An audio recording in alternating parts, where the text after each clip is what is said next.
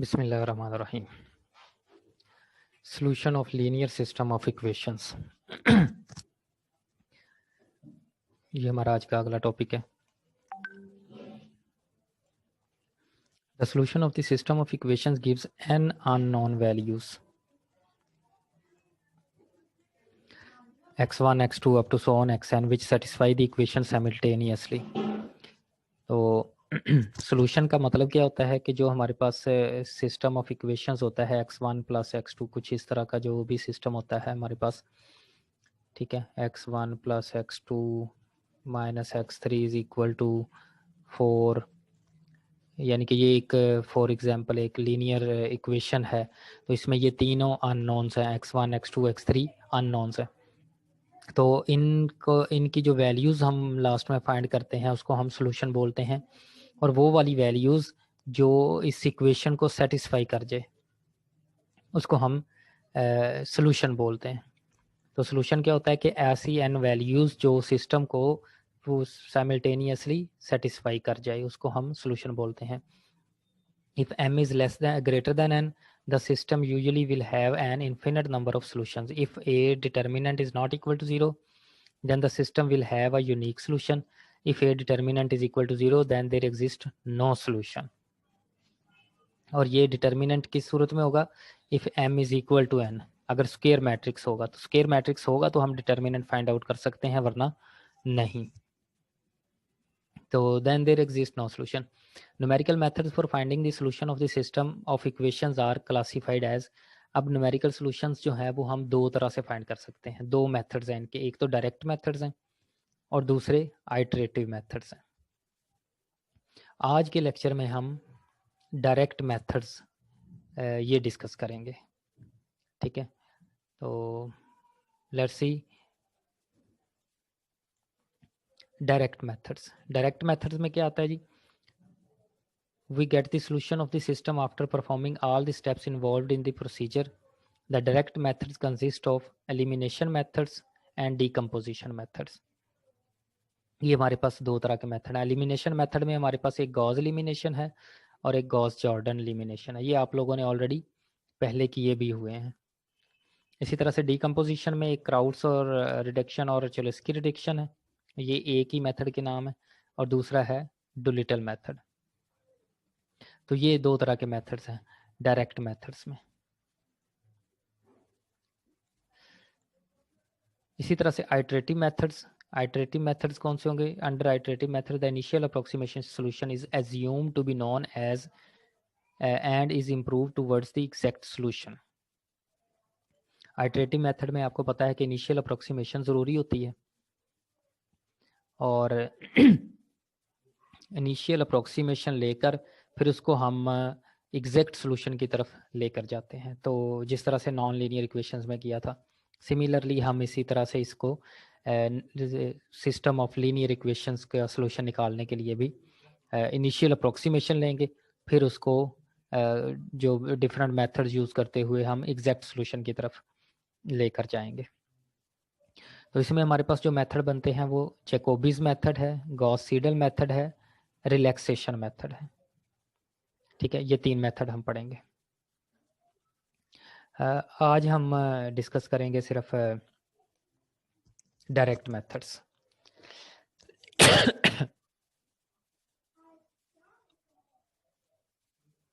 तो Gauss elimination method क्या होता है जी? In this method the solution to the system of equation is obtained in two stages. Number one, the given system of equation is reduced to an equivalent upper triangular form using elementary transformation। ठीक है, अपर triangular form में हम जो हमारे पास system होगा उसको हम convert कर देंगे, या दूसरे लफ्ज़ों में मैं आपसे ये भी कह सकता हूँ कि एचलन फॉर्म में इसको कन्वर्ट कर देंगे। तो the upper triangular system is solved using back substitution procedure. तो फिर इसको हम बैक सब्सटीट्यूशन प्रोसीजर के ज़रिए x1 x2 x3 सब की वैल्यूज़ इसी तरह से फाइंड आउट कर लेते हैं। This method is explained by considering a system of n equations in n unknowns in the form of in the form as follows.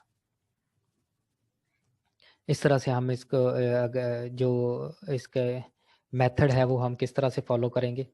अगर हमारे पास ये एक सिस्टम ऑफ लीनियर इक्वेशन है, ठीक है, इसमें हमारे पास n अननोन्स हैं, ठीक है, और n ही इसमें इक्वेशंस हैं, ठीक है। ये homogeneous system, non homogeneous system है, क्योंकि इसके ये जो ये इक्वल की ये कांस्टेंट एक वेक्टर पूरा बनता है, तो ये नॉन होमोजीनियस सिस्टम है, ठीक है। अब इसका प्रोसीजर देखते हैं कि हम गॉस एलिमिनेशन मेथड अगर हमें आए तो हम किस तरह से प्रोसीजर करेंगे। सबसे पहले हम करते हैं जी substituting the value of x1 from first equation into the rest of the equation. हम पहली इक्वेशन में से x1 की वैल्यू निकाल लेते हैं, ठीक है, यानी कि x1 इज इक्वल टू ये सारी टर्म्स को हम दूसरी साइड पर राइट साइड पर ले जाते हैं। तो जो x1 की वैल्यूज़ बनती है वो बाकी तमाम की तमाम इक्वेशंस में अगर हम सब्स्टिट्यूट करेंगे तो हमारे पास ये देखिए हर टर्म में से x1 ख़त्म हो जाएगा, हर टर्म में से, क्योंकि x1 की हम यहाँ से ये जो वैल्यू बनेगी x1 की, इस पूरी लाइन को इस साइड पर ले जाकर x1 की जो वैल्यू बनेगी वो हम इधर सब्स्टिट्यूट कर देते हैं। तो हमारे पास यहाँ पर x1 हर टर्म में से ख़त्म हो जाएगा। Now the last n-1 equations are independent of x1। अब जितनी भी बाकी इक्वेशंस होंगी वो x1 से इंडिपेंडेंट हो जाएंगी। That is x1 is eliminated from the last n-1 equations. This procedure is repeated and x2 is eliminated from third and fourth. अब क्या करेंगे, उसके बाद यहाँ से x2 की वैल्यू निकालेंगे, वो बाकियों में पुट कर देंगे, तो बाकी सब इक्वेशंस में x2 जो है वो एलिमिनेट हो जाएगा। इसी तरह से उसके बाद फिर x3 को एलिमिनेट करेंगे, x4 को, and up to so on चलते जाएंगे। और लास्ट में हमारे पास आखिरी टर्म जो है वो सिर्फ n जो इक्वेशन n एक्स एन होगा वही सिर्फ बचेगा। यहाँ से हमारे पास एक्स एन की वैल्यू आ जाएगी। तो एक्स एन की वैल्यू हम इससे ऊपर वाली इक्वेशन में पुट करेंगे तो एक्स एन माइनस वन की वैल्यू आ जाएगी। इससे ऊपर वाली बैक सब्सटीट्यूशन के जरिए चलते जाएंगे तो ये हमारे पास ऐसे प्रोसीजर करते करते लास्ट में हमारे पास x3 x2 और x1 की तमाम वैल्यूज आ जाएंगी, ठीक है। तो ये हमारा बैक सब्सटीट्यूशन प्रोसीजर है। क्लियर हो गया। Stage 2. The value of the unknowns are determined by backward substitution. First xn is found from the last equation. Last equation से हमें xn मिल जाएगी जो अभी मैंने आपको बताया, and then substitution this value of xn in the preceding equation will give the value of xn minus 1. Continuing this way we can find the values of all other n unknowns. हमें तमाम की तमाम बाकी की values इससे मिल जाएंगी। Example करते हैं इसकी। Solve the following system of equation using Gauss elimination method. हमारे पास ये एक सिस्टम ऑफ लीनियर इक्वेशन है। 2x plus 3y minus z is equal to 5, 4x plus 4y minus 3z is equal to 3, and minus 2x plus 3y minus z is equal to 1, ठीक है। तो ये हमारे पास एक लीनियर सिस्टम आ गया।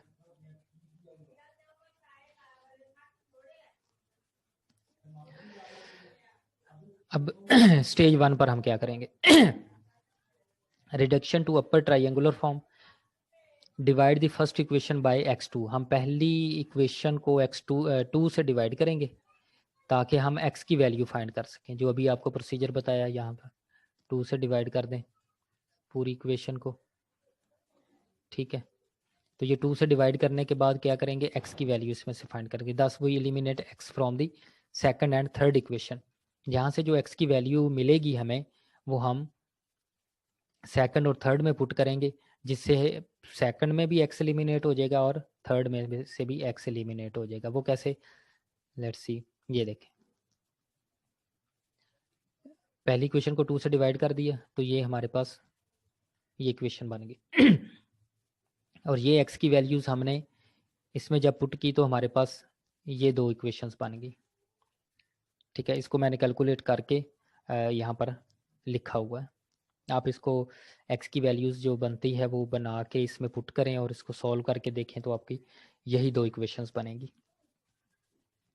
Now we divide the second equation by -2। अब यहाँ से हम सेकंड इक्वेशन में से y की वैल्यू फाइंड आउट करेंगे, तो -2 से डिवाइड करके y की वैल्यू निकाल लेंगे और वो y की वैल्यू हम थर्ड में पुट करेंगे। ठीक है, तो जब वो थर्ड में पुट करेंगे तो हमारे पास ये लास्ट में ये, इसको हम अपर ट्राइंगुलर, ये अपर ट्राइंगुलर बन जाएगी फॉर्म। अब बैक सब्सटीट्यूशन के ज़रिए यहाँ से हमें z की वैल्यू मिल जाएगी, तो z की वैल्यू हमें यहाँ से क्या मिल रही है 3। ठीक है, तो -5 को इधर से डिवाइड कर दें तो z की वैल्यू हमें 3 मिल जाएगी। जब z की वैल्यू हम यहाँ पर पुट करेंगे तो हमें y की वैल्यू मिल जाएगी। ठीक है, जब y और z की दोनों की वैल्यू हम यहाँ पर पुट करेंगे तो हमें x की वैल्यू मिल जाएगी। तो इस तरह से हम बैक सब्सटीट्यूशन के ज़रिए x, y और z तीनों की वैल्यूज़ फाइंड आउट कर सकते हैं। अब देखें कैसे, back from the last equation we get x is equal to z is equal to 3। इसको हम सेकंड इक्वेशन में पुट करेंगे तो y इज इक्वल टू 2 हमारे पास आ जाएगा। अब y और z की दोनों वैल्यूज़ हम फर्स्ट इक्वेशन में पुट करेंगे तो हमारे पास x की वैल्यू आ जाएगी। Thus the solution of the given system is x is equal to 1, y is equal to 2 and z is equal to 3। ये हमारे पास इसका सोल्यूशन आ जाएगा। ठीक है जी,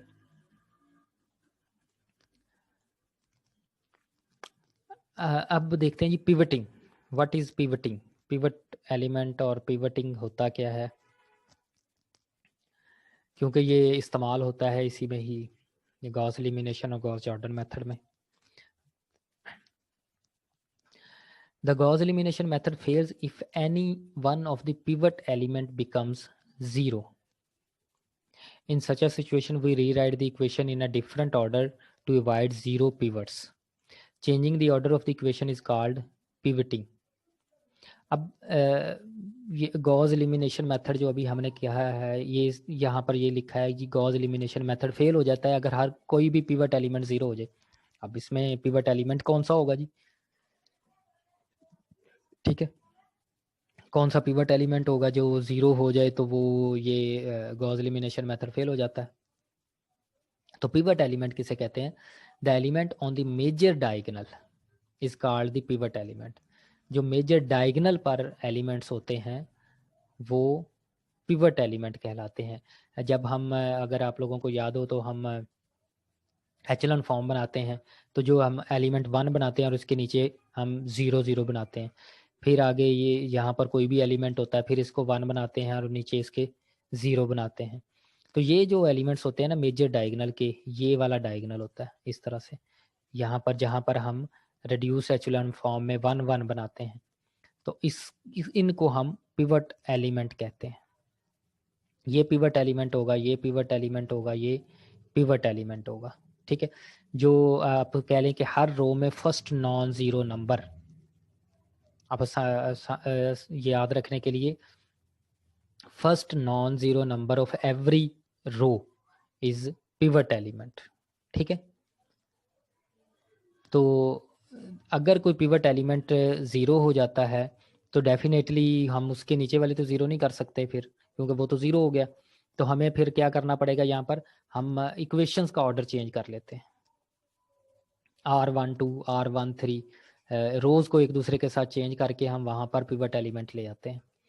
ठीक है, so the elimination procedure described so far fails immediately if the first pivot element is 0. The procedure also fails if any subsequent pivot element is 0. कहीं भी प्रोसीजर के दरमियान पिवट एलिमेंट अगर 0 आ जाता है तो फिर हम उसको, वो हमारा मेथड फेल करता है। तो हम क्या करते हैं, हम रोज़ को इंटरचेंज करके उस 0 की जगह पर कोई और एलिमेंट ले आते हैं जिससे हमारा आगे प्रोसीजर चल पड़ता है। Even though there may be no zeros on the major diagonal in the original matrix. Original matrix में हो सकता है वो 0 कोई हो या ना हो, लेकिन जब हम आगे प्रोसीजर करते हैं तो वहाँ पर वो 0 आ सकता है। द एलिमिनेशन प्रोसेस में create zeros on the major diagonals. The simple elimination procedure described so far must be modified to avoid zeros on the major diagonal. तो pivoting क्या होता है कि pivoting एक ऐसा मेथड जिससे हम ज़ीरो को पिवट एलिमेंट की जगह पर ज़ीरो अगर आ जाए तो उससे हम अवॉइड करते हैं, उसको हम ज़ीरो नहीं आने देते, हम ज़ीरो की जगह पर फिर कोई और एलिमेंट ले आते हैं, इसको हम कहते हैं pivoting. This result can be accomplished by rearranging the equations by interchanging equations rows और वेरिएबल्स कॉलम्स। ठीक है, हम रोज को इंटरचेंज करके ये कर सकते हैं procedure. Before each elimination step to put out the element of the largest magnitude on the diagonal. हम क्या करते हैं, ये प्रोसीजर ये है कि जब हम जो लार्जेस्ट मैग्नीट्यूड वाला एलिमेंट होगा वो हम पिवट एलिमेंट की जगह पर लेकर आते हैं। ठीक है, this process is called pivoting. Interchanging both rows and column is called full pivoting. अब दो तरह की पिवटिंग होती है, एक पार्शियल पिवटिंग और एक फुल पिवटिंग। पार्शियल पिवटिंग किसे कहते हैं और फुल पिवटिंग किसे कहते हैं? अगर हम दोनों रोज और कॉलम्स को इंटरचेंज करते हैं, यानी कि रोज को भी करते हैं और कॉलम्स को भी इंटरचेंज करते हैं, इसको कहते हैं फुल पिवटिंग। और अगर हम जस्ट रोज को ही इंटरचेंज करते हैं तो इसको हम कहते हैं पार्शियल पिवटिंग। ठीक है, full pivoting is quite complicated. Full pivoting complicated है and thus it is rarely used, ये बहुत कम इस्तेमाल की जाती है। Interchanging only rows is called the partial pivoting, और ये ही हम यूज़ करते होते हैं, हम पार्शियल पिवटिंग ही यूज़ करते हैं। Pivoting element eliminates zeros in the pivot element's location during the elimination process. Pivoting also reduces round of errors since the pivot element is a divisor during the elimination process, and division by large number of numbers introduces smaller round of errors than division by small numbers.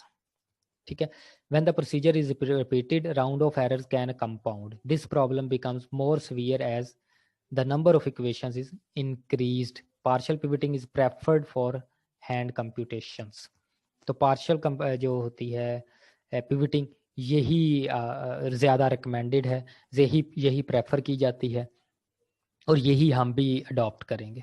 हम just partial pivoting करेंगे, यानी कि रोज़ को ही interchange करेंगे, जिससे हमारा procedure सारा ये कंप्लीट होता जाएगा और पिवटिंग होती जाएगी। कंप्लीट पिवटिंग इससे ही हमारी होगी। ठीक है,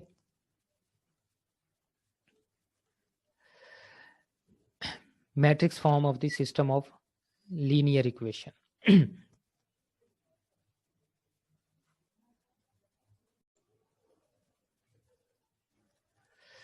matrix form of system of linear equations. The general form of the system of m linear equations in n unknowns x1, x2, x3 and up to so on xn. ये हमारे पास xn unknowns होंगे तो इसको हम matrix form में इस तरह से रिप्रेजेंट करते हैं, a11, a12, a13। अब a11 का मतलब first row first column, first row second column, first row third column and up to so on first row nth column. और इसी तरह से ये हमारे पास m रोज बनती हैं, first row second row third row and up to so on m row. तो ये टोटल जो matrix m by n matrix बनता है। ठीक है, m बाई n मैट्रिक्स और साथ में ये n अननोन्स होते हैं। ठीक है, तो ये हमारे पास n बाई 1 मैट्रिक्स ये होता है। और ये b1 b2 up to so on bm जो हमारे पास कोफिशिएंट्स वैल्यूज होती हैं, सिर्फ कांस्टेंट वैल्यूज। तो using matrix notation the above system can be written in compact form as ax is equal to b, ये हम ऑलरेडी लिखते होते हैं।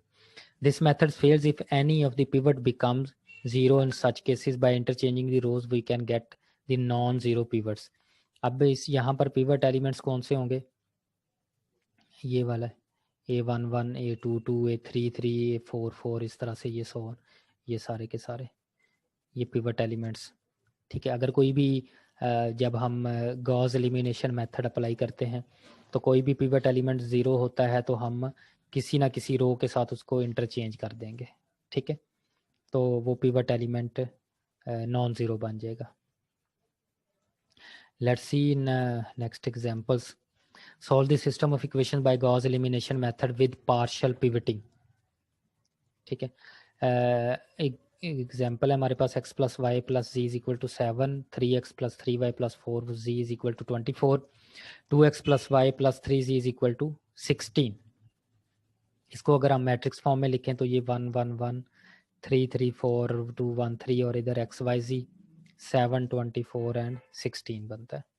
To start with the observe we observe that the pivot element A11 यहाँ पर पहला element 1 है, ठीक है, तो ये नॉन जीरो है। However a glance at the first column reveals that the numerically largest element is 3। तो लार्जेस्ट एलिमेंट अगर इस कॉलम में देखें तो वो 3 बनता है, which is in second row, hence R12।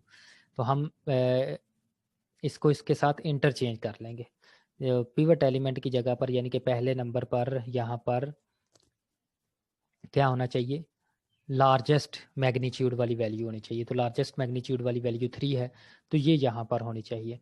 तो हम R12 करेंगे, इस R1 को R2 के साथ इंटरचेंज कर देंगे, तो ये यहाँ पर आ जाएगी 3 3 4 1 1 1 और 2 1 3। ठीक है, यही प्रोसीजर हम पूरे मैट्रिक्स पर यहाँ पर भी अप्लाई करेंगे। ठीक है, इधर भी। अच्छा ये यहाँ पर तो ये क्योंकि एक्स वाई जी है, इस पर तो अप्लाई करने की ज़रूरत नहीं है। तो ये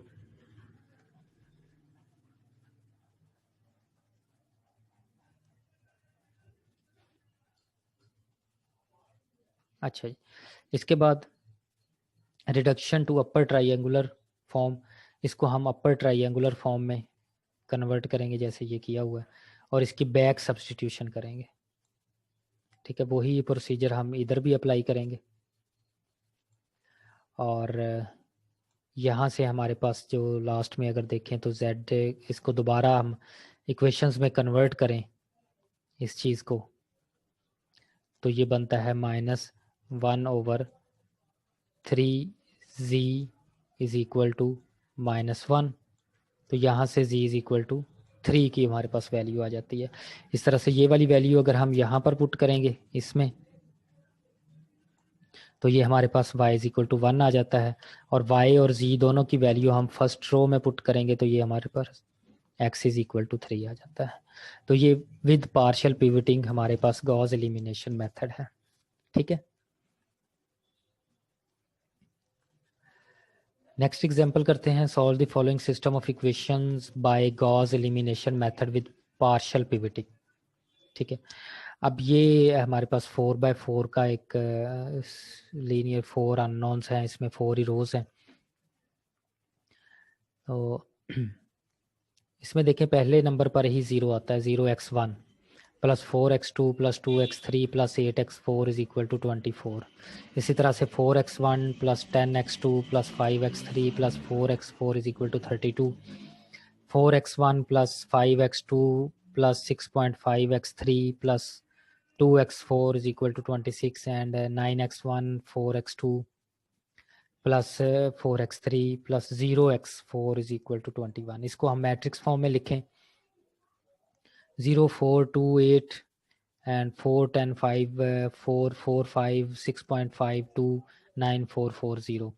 और यहाँ पर ये हमारे पास अननोन्स का एक मैट्रिक्स बनता है x1 x2 x3 और x4 का, और ये कांस्टेंट वैल्यूज 24 32 26 एंड 21। अब यहाँ पर अगर आप गौर से देखें तो पहले नंबर पर ही 0 आ जाता है, तो हमें पार्शियल पिवटिंग यहाँ पर करनी पड़ेगी। हम देखेंगे कि यहाँ पर जो लार्जेस्ट मैग्नीट्यूड वाली वैल्यू है वो 9 है। हम इस R4 को R1 के साथ रिप्लेस कर देंगे। ठीक है, तो लेट्स सी कि कैसे किया ये। उसको रिप्लेस करके फिर इसको आगे सॉल्व किया हुआ है, यहाँ पर डायरेक्टली मैंने किया हुआ है। आपने इसको R1 को R4 के साथ रिप्लेस करना है और उसके बाद फिर इसको सॉल्व करना है। तो अपर ट्राइंगुलर फॉर्म में इसको कन्वर्ट करेंगे तो ये 1 4/9 4/9 0 ये पहली रो बनती है। उसके बाद फिर बाकी ये इसका प्रोसीजर इसको किया हुआ है, सॉल्व किया हुआ है। ठीक है, तो ये अब आप लोगों ने कर लेना है। उसके बाद ये अपर ट्राइंगुलर फॉर्म बन गई लास्ट पर। ये देखें ये वाली 0 0 आगे सारे, ठीक है। तो इसको अपर ट्राइंगुलर फॉर्म कहते हैं। तो यहाँ से जो लास्ट टर्म बचती है, यहाँ से हमें x4 की वैल्यू मिल जाती है, दैट इज़ 2। और x4 की वैल्यू हम इसमें थर्ड में इक्वेशन में पुट करेंगे तो x3 की वैल्यू मिल जाएगी। ये दोनों वैल्यूज़ हम सेकंड रो में पुट करेंगे तो x2 की वैल्यू मिल जाएगी, और ये तीनों वैल्यूज़ फर्स्ट रो में पुट करेंगे तो x1 की वैल्यू मिल जाएगी। तो हमारे पास यहाँ पर x1 is equal to 1, x2 is equal to 1, x3 is equal to 2 and x4 is equal to 4। ये वैल्यूज़ आ जाएंगी इनको सॉल्व करने के बाद। इस तरह से एक और इक्वेशन है, सिस्टम ऑफ इक्वेशन है, solve the system of equation using Gauss elimination method. तो ये 3x plus y minus z is equal to 3 and 2x minus 8y plus z is equal to minus 5, x minus 2y plus 9z is equal to 8। तो using Gauss elimination method, ये आप ये दूसरा example ये है, तो ये आप लोगों ने सॉल्व करनी है। यहाँ पर मैंने सॉल्व नहीं की हुई, तो ये आप लोगों ने दोनों एग्जांपल्स को सॉल्व करना है, ठीक है। तो ये 3.15x minus 1.96y plus 3.85z is equal to 12.95 and 2.13x plus 5.12y minus 2.89z is equal to minus 8.61 and 5.92x plus 3.05y plus 2.15z is equal to 6.88। ये आपके पास दूसरी एग्जांपल है जो आप लोगों ने सॉल्व करनी है। इस तरह से तीसरी एक और एग्जांपल है, solve the system of equation by using Gauss elimination method.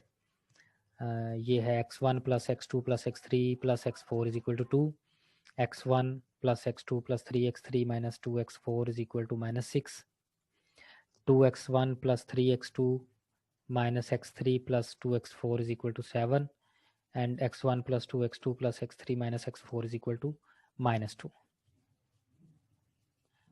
ठीक है, ये एक एग्जांपल है जो आप लोगों ने सॉल्व करनी है। नेक्स्ट है जी Gauss Jordan elimination method. This method is a variation of Gauss elimination method. ये गॉस एलिमिनेशन मेथड की ही वेरिएशन है, उससे नेक्स्ट है आगे जो चलता है प्रोसीजर।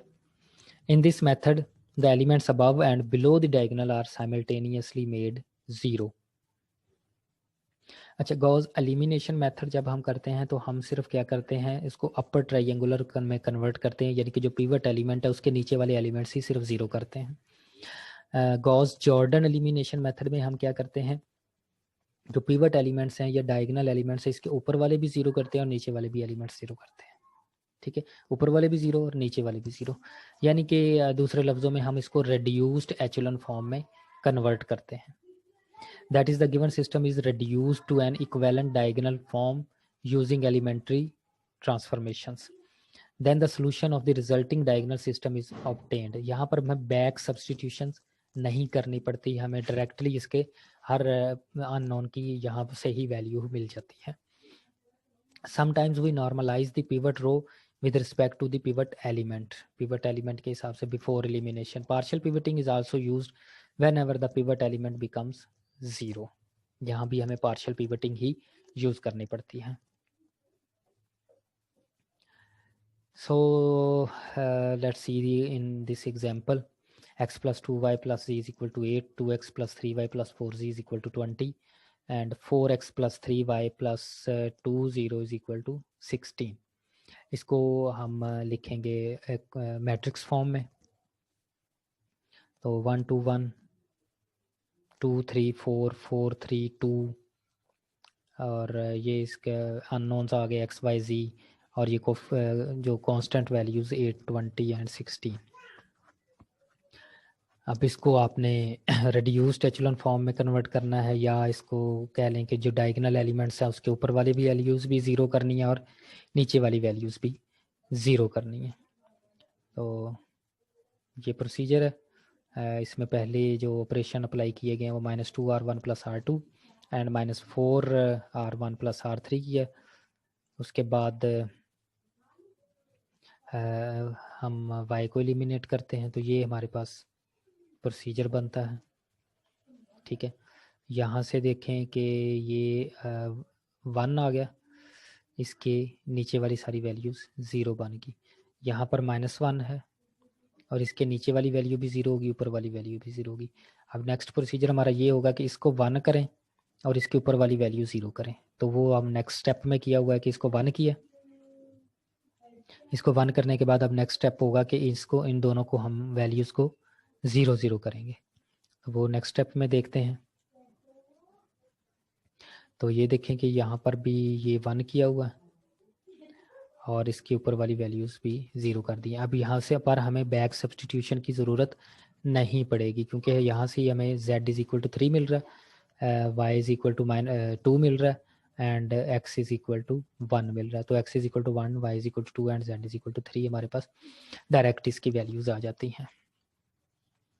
तो इसको हम गॉस जॉर्डन एलिमिनेशन मेथड कहते हैं। ये एक्सरसाइज है जी कुछ जो आप लोगों ने सॉल्व करनी है।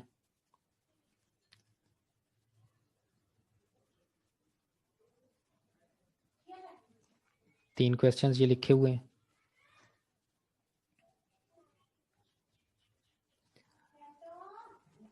तो solve the system of equation by using Gauss Jordan elimination method. ठीक है, थैंक यू। ये था हमारा आज का डायरेक्ट मेथड्स में हम एलिमिनेशन मेथड। इसके बाद है डीकम्पोजिशन मेथड। डीकम्पोजिशन मेथड वो हम नेक्स्ट क्लास में इसको स्टार्ट करेंगे। ठीक है जी। तो अगर किसी का कोई क्वेश्चन है इसके रिलेटेड तो वो पूछ सकते हैं जी।